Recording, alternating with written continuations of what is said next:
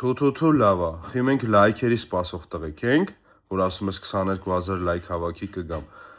Եղբայր, մեր լայքերը հավաքվում է երկնքում, երբ որ կգա մեր կյանքից հեռանալու վախտը, մենք կբարձրանանք մեր Տեր Աստծու մոտ, այո տեղա լինելու մեր լայքերը, այսպես ասած։ Իսկ ոչ դու, ոչ ես, երբևիցե լայքի սպասող տղեկ չենք։ Իսկ հիմա եկել այն պահը, որ պիտի մենք անենք մեր ճիշտ քայլը,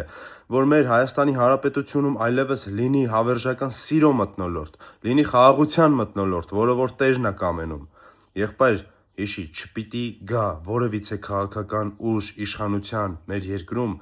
ով որ թեկուզ թույլ է տալիս իրեն սատարողները մյուս քաղաքական ուժի սատարող իրենց եղբայրներին եւ քույրերին փորձեն պիտակավորեն վիրավորական խոսքերով, զոմբի կամ եսիմ եւ այլն ուրիշ։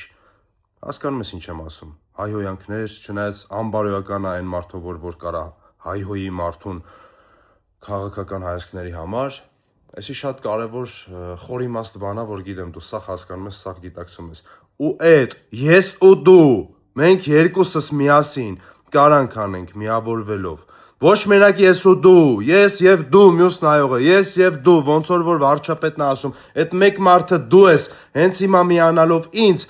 ամեն ինչ փոխելու ես մեր երկրում, ջախջախելու ես չարիքի գլուխը, այսինքն Հայաստանի Հանրապետությունում այլևս պիտի լինի միայն սիրո մթնոլորտ, Հայաստանի Հանրապետությունը այլևս կոնֆլիկտի խաչմերուկ չի, Հայաստանի Հանրապետությունը ծաղկման խաչմերուկ է, Հայաստանի Հանրապետությունը խաղաղության խաչմերուկ է, Հայաստանի Հանրապետության հետ հաշվի են նստելու նույնիսկ աշխարհի գերտերությունները, իսկ այդ կարող են կերտել մենք բոլորս միասին։ Թու լավ է, ես սպասում եմ քեզ, կարիք չկա հուսով եմ 4-րդ վիդեոն նկարելու։ Դու իմ ընկերն ես, դու հայ ես, դու քրիստոնյա ես։